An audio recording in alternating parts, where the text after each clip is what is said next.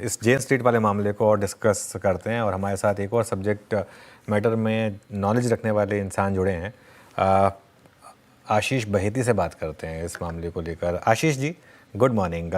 तो पहले तो ये बताइए कि अब इसको आप पूरे मामले को कैसे देख रहे हैं और आपका व्यू क्या होगा इस पर। गुड मॉर्निंग अनुज जी, good morning Virendra ji, good morning everyone. जी अनुज जी, पहले तो दो चीज़ें सिर्फ ऐड करना चाहूँगा कि देखिए 2000 से हम एफ एंड ओ मार्केट में है, मतलब एनएससी में एफ एंड ओ है अवेलेबल है। और 2008 से एल्गोरिदम ट्रेडिंग भी इंडिया में अलाउड है। तो काफ़ी मच्योर्ड मार्केट है और काफ़ी check and balances already exchanges और सेबी ने लगा रखे हैं कि जैसे मार्केट मैनिपुलेशन नहीं हो सके। हमें लगता है कि ज़रूर स्ट्रैटेजी वाइज तो यहाँ पे कुछ गड़बड़ नहीं होगी, या स्ट्रैटेजी वाइज जो भी वो कर रहे होंगे शायद लीगल फ्रेमवर्क में होंगे। बट जो चीज़ हमें लगता है कि जो एक्सचेंजेस अब यहाँ पे या रेगुलेटर यहाँ पे चेक करेंगे, क्योंकि जो मार्केट पोजीशन लिमिट है वो अलाउड है एक सर्टेन कैटेगरी तक, जो 500 करोड़ थी एक ट्रेडिंग मेंबर को। और अभी रिवाइज हुआ है रिसेंट सर्कुलर 2024 के अक्टूबर वाले सर्कुलर में, वो लिमिट रिवाइज हुई है। तो वहां कहीं कोई ब्रीच नहीं हुआ हो, वो एक जरूर रेगुलेटर चेक करेगा। और वो एक बहुत ज्यादा चेक एंड बैलेंसेस रहता है, जिससे कि कोई ऐसा इवेंट नहीं हो सके जहां पे किसी ने एक ने बहुत बड़ी पोजीशन बना ली। और इसीलिए हम स्टॉक्स देखते हैं कि जो एमडब्ल्यूपीएल में भी आ जाते हैं बैन में, तो वो जरूर आई थिंक रेगुलेटर्स चेक करेंगे। दूसरा जो एक की चीज यहाँ चेक होंगी कि कोड लोकेशन में इनके सर्वर्स होंगे एफपीआईज के, जो भी ये ट्रेड कर रहे हैं। तो कोड लोकेशन में जो एक बॉक्स आईडी मिलती है एक्सचेंज के थ्रू, उसमें आपके ऑर्डर्स की लिमिट रहती है कि आप 200 ऑर्डर, 400 ऑर्डर, 1000 ऑर्डर पर सेकेंड को मॉडिफाई कर सकते हैं। मतलब उनके ऑर्डर्स हर सेकेंड में 1000 ऑर्डर मॉडिफिकेशन हो जाते हैं। तो आप सोचिए उस स्पीड में एल्गोरिदम्स चल रहे हैं जो 20-30 माइक्रो सेकेंड्स पे।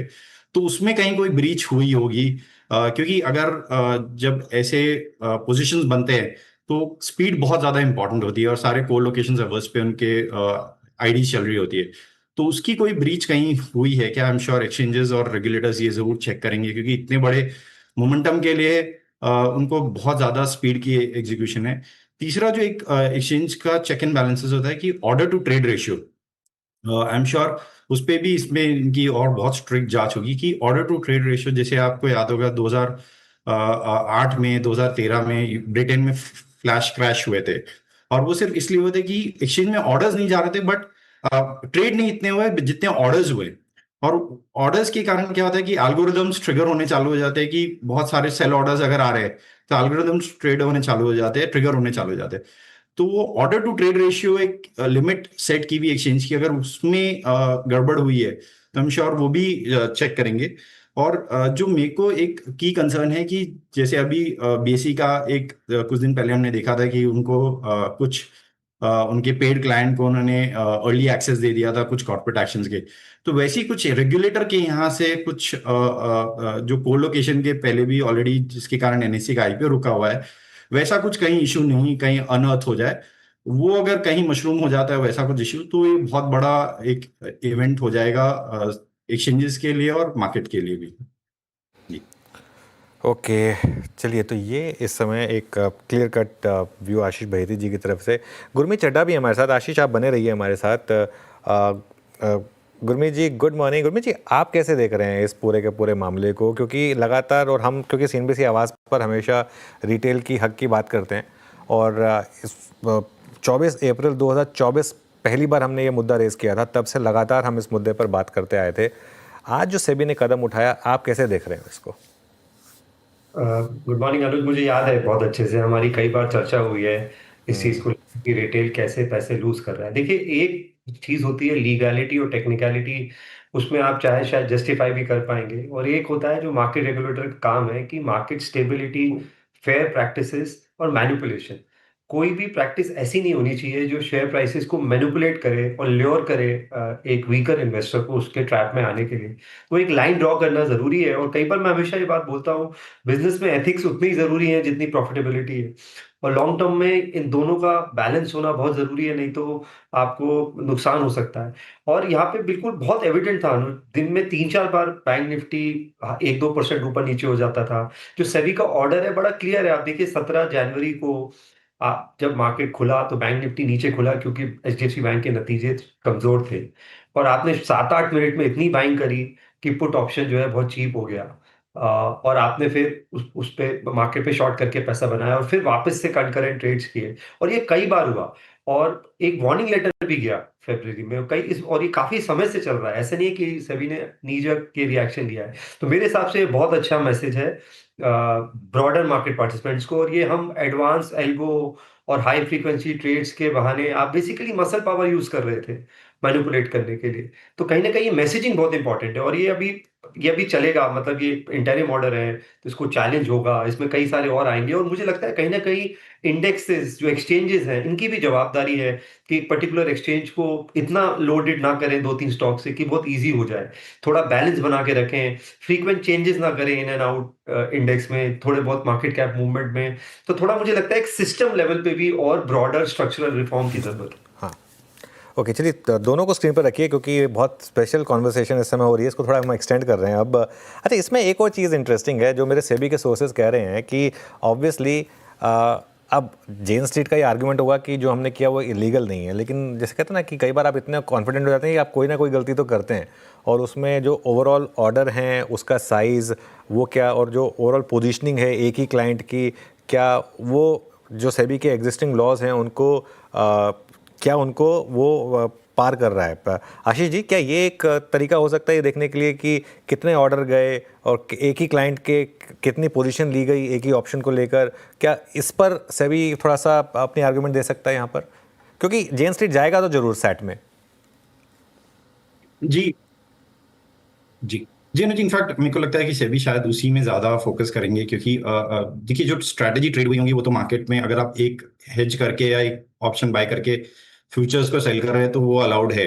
लेकिन जो सेबी के चेक इन बैलेंसेज है या एक्सचेंज के चेक इन बैलेंसेज है उसे ब्रीच अगर हुआ है तो वो बहुत ग्रॉस कंडक्ट हो जाता है, और मेरे ख्याल से वहां पे बहुत स्ट्रिक्ट चेकिंग होगी उनकी कि डेटा बेस्ड जो लिमिट एक्सचेंजेस ने सेट कर रखी है 1500 करोड़ और 500 करोड़ की, वो कहीं ब्रीच नहीं हुई होगी। क्योंकि जब आप फ्यूचर और ये भी कर रहे हैं तो आपका डेल्टा एक्सपोजर जो है एक्सचेंजेस वो चेक करती है। और जो अभी एनएससी के नए इंफ्रास्ट्रक्चर बन गए जहाँ 20 मिलियन ऑर्डर पर सेकेंड एक्सचेंज कर सकता है डेटा सेंटर्स के हिसाब से, तो हमें लगता है कि जो ऑर्डर टू ट्रेड रेशियो है वो बहुत इंपॉर्टेंट रहेगा इसमें एनालाइज करना कि वहां कहीं कोई ब्रीच नहीं हुआ हो।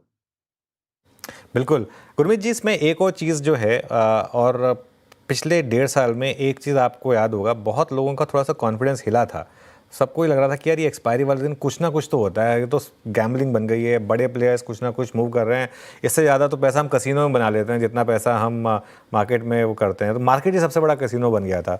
तो कुछ हद तक क्या वो जो ट्रस्ट फैक्टर है वो लौटेगा, क्योंकि वो भी एक इम्पॉर्टेंट फैक्टर है यहाँ पर। पहला पहला स्टेप है अनुज, और हमें बाजार को कसिनो नहीं बनाना है। भारत की डेवलपिंग इकोनॉमी है, 7 करोड़ इन्वेस्टर कोविड के बाद आए हैं, हार्ड एंड मनी है, हमारा पर कैपिटा $2,500-3,000 है, हम बाकी देशों की तरह नहीं है। तो एक जो हार्ड एंड मनी है, वो हमें वो विश्वास बरकरार रखना है, और मेरे हिसाब से ये पहला कदम है।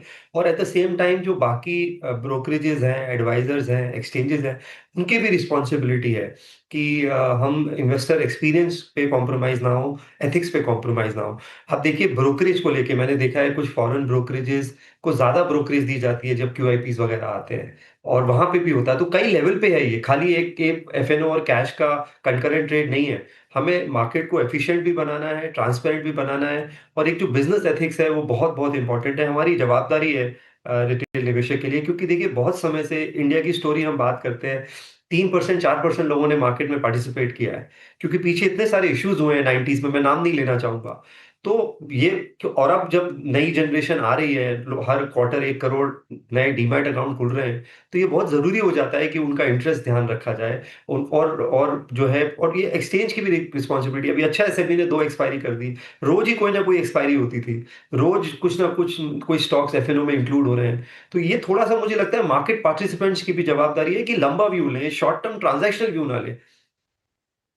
बिल्कुल नहीं, ये बात आपने एकदम सही कही, क्योंकि ये बात पॉइंट हमने भी रेज़ किया था, क्योंकि अब इतना पैसा है इन हेज फंड्स के पास, और इनको उसमें उसके बाद क्यूआईपीज़ वगैरह में भी अलॉटमेंट जो थी, ब्लॉक डील में भी जो अलॉटमेंट थी वो मिल रही थी, और उनमें कईयों में कोई लॉक इन तो होता नहीं था, स्पेशली अगर विंडो पे डील हो रही है तो उसका भी, क्योंकि आपके पास अगर चेकबुक है मोटी तो आप उसका ऑब्वियसली फ़ायदा तो उठाएंगे ही यहाँ पर। आशीष जी, अब इसमें एक चीज़ मैं आपसे पूछना चाहूँगा, क्योंकि आप खुद एक ट्रेडर हैं। ये क्या अब थोड़ा सा हमारी जो एक्सपायरीज पर वॉलेटिलिटी एकदम चरम पर थी, पिछले साल तो चरम पर थी जब रोज़ एक्सपायरी होती थी, अब वो क्रंच होके 2 दिन में आ गई। अब वो ट्यूसडे और थर्सडे को हमने देखा ये कि कल हमने बात की थी कि 10 कहानियाँ, जैसी वो मूवी थी ना, कल 10 कहानियाँ प्ले आउट हुई इंडेक्स में एक ही दिन में। क्या अब उस पर थोड़ी सी रोक लगेगी? थोड़ी आपको लग रहा है कि वॉलेटिलिटी कम होगी इसकी वजह से?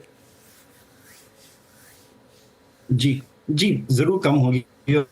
और जिस हिसाब से जो सेबी के कंटिन्यूअसली मेजर्स रहे हैं, जैसे एक उन्होंने लास्ट ईयर चेंज किया था कि ब्रोकर्स को जो टर्नओवर इंसेंटिव्स था वो उन्होंने हटा दिया था, तो एक लेवल प्लेइंग फील्ड हो रहे थे। तो जो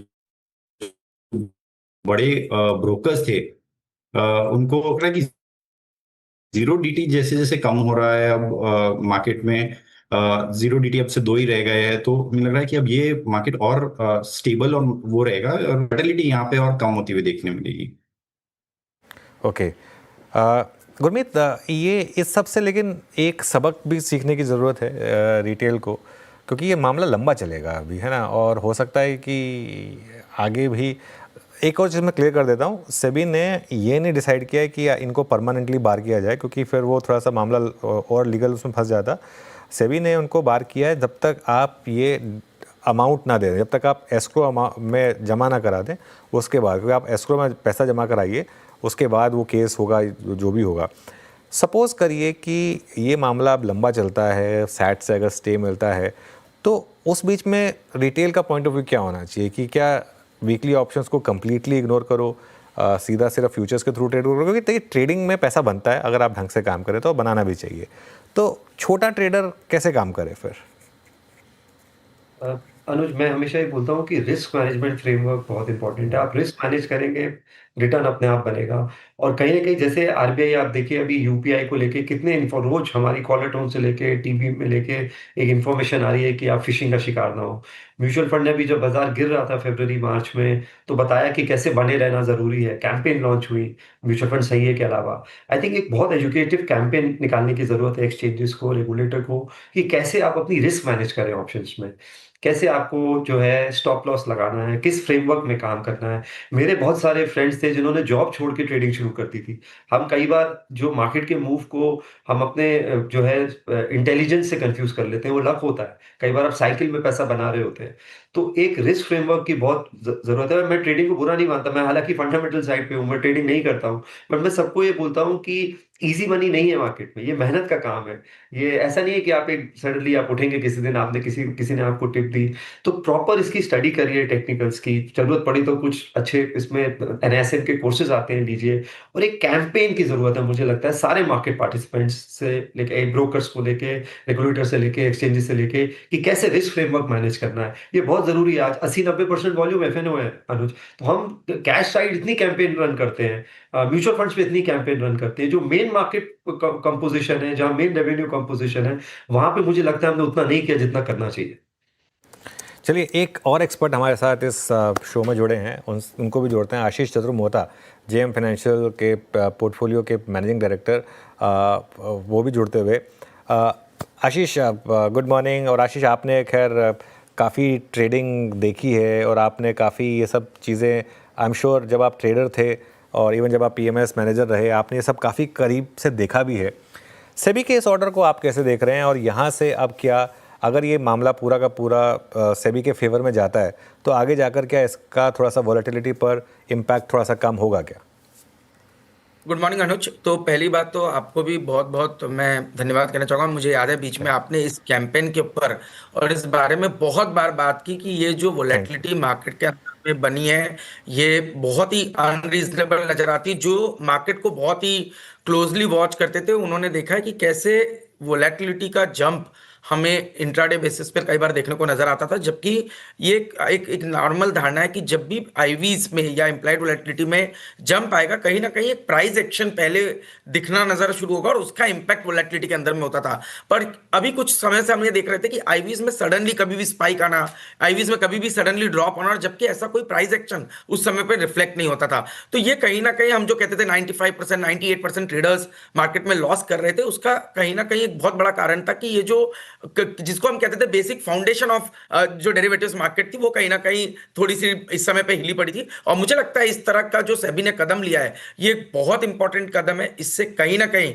मार्केट के अंदर में एक फेयरनेस आना शुरू होगी, एक कहीं ना कहीं स्टेबिलिटी आना शुरू होगी, और वो मुझे लगता है ब्रॉडर मार्केट्स के लिए काफी अच्छा रहेगा। और डेरिवेटिव्स मार्केट में जो एक कंसर्न बना हुआ था कि 98% ट्रेडर्स लॉस कर रहे हैं और डेटा की एनालिसिस के बावजूद भी एक्सपेक्टेड लाइन पे मार्केट नहीं जाता था, तो ये बहुत बड़ा कदम सेबी का मुझे इसमें नजर आता है। अच्छा आशीष बैती जी, अब देखिए, अब सेबी ने एक एग्जांपल सेट कर दिया है कि अब इस मामले के बाद, बट स्टिल रिटेल को वीकली एक्सपायरीज को कैसे अप्रोच करना चाहिए? पहले तो जनाब इतनी एक्सपायरी थी कि पूछिए मत। कल का उदाहरण देखिए आप, इंडेक्स के 2 हैवी वेट्स रिलायंस और HDFC बैंक को आपने खिसका के लगभग आप समझिएगा कि 35 मिनट के अंतराल में 200 पॉइंट का स्विंग दिया। रिटेल को अब कैसे अप्रोच करना चाहिए वीकली एक्सपायरी को? क्या अवॉइड करें? क्योंकि एक स्टॉक अगर हिलता है तो सारे पैरामीटर्स चेंज हो जाते हैं। अब क्या मंथली पे शिफ्ट हो जाए? कैसे अप्रोच करें रिटेल इस वक्त वीकली एक्सपायरी को? जी वीरेंद्र जी हमें लगता है कि रिटेल को थोड़ा सा अगर ऑप्शन में ट्रेड कर रहे हैं तो थोड़ा सा नॉलेज ज़्यादा इंपॉर्टेंट है उनको अपग्रेड करने के लिए। सबसे ज़्यादा प्रॉब्लम जो है, रिटेल जो ट्रेड करता है वो डेल्टा के पोजीशंस ही ट्रेड करता है, डेल्टा स्ट्रैटेजीज ही ट्रेड करता है, जो कि डायरेक्शनल स्ट्रैटेजीज होती है। वहीं जो इंस्टीट्यूशन होती है वो वेगा की स्ट्रैटेजीज ट्रेड करते हैं या वोलेटिलिटी रिलेटेड स्ट्रैटेजीज ट्रेड करते हैं, जो कि प्रिडिक्टेबल रहती है कंपेरेटिवली। तो हमें लगता है कि रिटेल ने थोड़ा सा इस सेगमेंट को अवॉइड करना चाहिए, क्योंकि ये एक काफी मैच्योर्ड सेगमेंट है और काफी हाई रिस्क और कॉम्प्लिकेटेड सब्जेक्ट है, जो रिटेल को थोड़ा सा जीरो डीटी अवॉइड करना चाहिए। जो जीरो डे एक्सपायरीज है या जो last day of the day होती है, वहां एक्सपायरी को कम करनी चाहिए। और हमें लगता है कि अगर रिटेल को जाना भी है तो आई थिंक जिस हिसाब से अब एल्गोज आ चुके हैं एपीआई वाले, रिटेल को थोड़ा उस तरफ फोकस ज्यादा करना चाहिए। जी जी हाँ। अच्छा गुरमीत, थोड़ा सा अब आप बताइए कि मतलब मेरा अल्टीमेटली तो देखिए इस खबर को क्रैक करने का, आज से 1 साल पहले भी जब अनुज ने मुहिम चलाई थी, यही था कि रिटेल को किसी तरीके से वीकली कॉन्ट्रैक्ट से दूर रखा जाए। आप थोड़ा सा गाइड कीजिए, मतलब अब अल्टीमेटली ये जैसे कि अनुज कह भी रहे थे कि ये मामला अभी चैलेंज होगा फर्दर, पर एक रिटेल के लिए सीख क्या है? क्योंकि सारा पैसा एग्जॉस्ट हुआ है, मैं खुद जानता हूँ वीकली कॉन्ट्रैक्ट में। देखिए मैं तो आशीष भाई, मैं फंडामेंटल साइड पे मैं खुद बहुत गलतियां कर चुका हूँ, और ट्रेडिंग में, ऑप्शंस में उन गलतियों से सीखा हूँ। और एक एक ट्यूशन फीस समझ के इसको आप लीजिए, मार्केट आपसे ट्यूशन फीस लेता है कि आप आगे वो गलती ना करें। अच्छा इन्वेस्टर वो है जो सेम मिस्टेक बार बार ना करे। मैं तो क्योंकि बार बार ये बोलता हूँ कि अगर आप ट्रेडर भी हैं, अगर आप साथ में अच्छे से स्टडी करेंगे, फंडामेंटली भी कंपनी को अच्छा स्टडी करेंगे, उसकी रिसर्च रिपोर्ट्स पढ़ेंगे, प्रॉफिटेबिलिटी देखेंगे, तो शायद ट्रेडिंग भी बेहतर तरीके से कर पाएंगे, सिर्फ चार्ट्स देखने की जगह। तो मेरा मेरा अपना नॉलेज बहुत अच्छा नहीं है, बट इसमें मैं गलती कर चुका हूँ। और एक लर्निंग ये है कि जो चीज़ नहीं आती है वो मत करिए। और दूसरी चीज, अगर आपको उसमें फिर भी इंटरेस्ट है तो किसी एक्सपर्ट के थ्रू करिए, क्योंकि ये एक फुल टाइम जॉब है, ये एक पार्ट टाइम जॉब नहीं है कि आप सुबह उठे, एक व्हाट्सएप पढ़ा, थोड़ा न्यूज देखा, कुछ सोशल मीडिया हैंडल्स देखे और ट्रेड ले लिया। आई थिंक ये हार्ड अर्न मनी है। आज हम एक मोबाइल फोन भी खरीदते हैं तो इतना ड्यू डिलिजेंस करते हैं, कुछ वेजिटेबल्स लेने जाते हैं इतना बार्गेन करते हैं। तो मनी को थोड़ा सा इंपॉर्टेंस दीजिए। और दूसरी बात, मैं ये बार बार बोलता हूँ, मेरे एक इन्वेस्टर ने बोला था कि अगर आप जल्दी में हैं तो नुकसान करेंगे, तो पैसा आराम आराम से बनता है, जो फास्टेस्ट वे है वो स्लोली है। तो ये सोच के करिए। और मैं जैसे अनुज को भी बोल रहा था, रिस्क फ्रेमवर्क बहुत इंपॉर्टेंट है। आप अपने आप को स्टडी, एक बहुत अच्छी कहावत है, पर्सनल फाइनेंस पर्सनल ज्यादा है। आप देखिए आप किस लेवल का रिस्क ले सकते हैं, कितना घाटा आप बर्दाश्त कर सकते हैं, उस हिसाब से अपना एक फाइनेंशियल प्लान बनाइए। और मैं रिटेल निवेशकों को एक बात बोलूंगा कि थोड़ा सा लंबा सोचिए, लॉन्ग टर्म इन्वेस्टिंग पे ज्यादा फोकस करिए, वहां पे ऑड्स ऑफ विनिंग बहुत ज्यादा है। नहीं, ये बात तो बिल्कुल सही है। आशीष चतुर्वेदी, इसमें एक चीज़ और जो लोग कह रहे हैं कि क्या अब समय आ गया कि रिटेल भी एल्गो से डरे नहीं और थोड़ा सा सीखे कि एल्गो के थ्रू कैसे पैसा बनाया जा सकता है। अगर बनाना ही है एफ&ओ में पैसा, तो हो सकता हो जो ट्रेडिशनल अप्रोचेस रही थी उससे पैसा ना बनता हो। अब अगर मार्केट में डिसरप्शन आ गया है तो हमें भी उस डिसरप्शन का हिस्सा बनना पड़ेगा। नहीं नहीं, बिल्कुल। जब एआई का समय चल रहा है तो आप नॉर्मल एक्सेल पे अपना बिजनेस चलाएं, ये संभव नहीं है। तो बिल्कुल जब आपके सामने जो इंस्टीट्यूशंस है जो जो अच्छी तरह से इस एल्गोस का यूज़ कर रहे हैं, जितनी देर में आप आंख नहीं झपका सकते उतनी देर में अगर से ट्रेड्स हो रहे हैं, तो आप ये समझिए कि उस तरह के कॉम्पिटिटिव एनवायरनमेंट में अगर से हम ट्रेडिशनल अप्रोच को यूज़ करेंगे, तो ट्रेडिशनल अप्रोच जो आपको काम आएगी वो सिर्फ आपके कॉन्सेप्ट बिल्डिंग के लिए आएगी, जहां पर ऑप्शंस की पूरी तरह से आपको समझ डेवलप करना है, वोलेटिलिटी को समझना है, वेगा को समझना है, थीटा को समझना है, किस तरह से इनका रिलेशन को समझना है, वहां पर पे आपकी ट्रेडिशनल अप्रोच काम आएगी। बट अल्टीमेटली जब ये ट्रेड्स को एग्जीक्यूट करना है, तो वहां एल्गो के बिना इसको कर पाना आने वाले समय में थोड़ा डिफिकल्ट होगा, और मेरे हिसाब से वो आपकी एज को, कॉम्पिटिटिव एज को खत्म करेगा। तो बिल्कुल मेरा मानना है कि आपको एल्गो की समझ यहाँ से डेवलप करना काफी जरूरी है। और मैं तो आप कहूंगा कि आप ही इस चीज की शुरुआत करें कि कहीं ना कहीं इसकी भी एक ट्रेनिंग, इसकी भी एक कॉन्सेप्ट को लोगों को समझाने की कोशिश करनी चाहिए। चलिए वो भी करेंगे आशीष, रिटेल इन्वेस्टर्स ट्रेडर्स के लिए जो बन पड़ेगा हम वो करेंगे।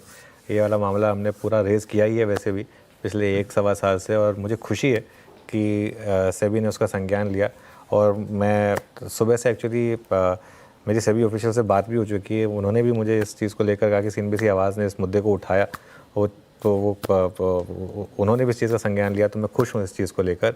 आप सभी का, आशीष बहेती जी, गुरमीत चड्ढा जी और आशीष चतुर्वेदी जी, बहुत बहुत शुक्रिया हमारे साथ जुड़ने के लिए।